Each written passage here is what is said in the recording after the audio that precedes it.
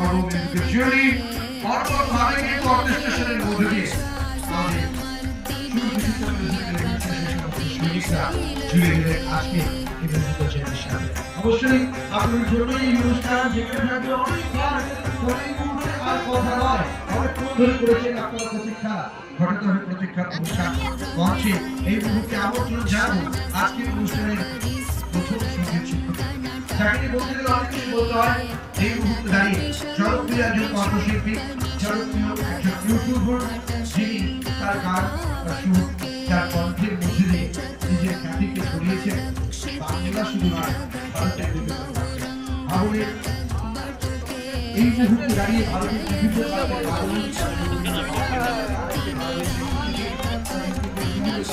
share করছেন দেখতে থাকছেন এবং আপনাদের মতো মানুষের কাছে ছড়িয়ে দিচ্ছেন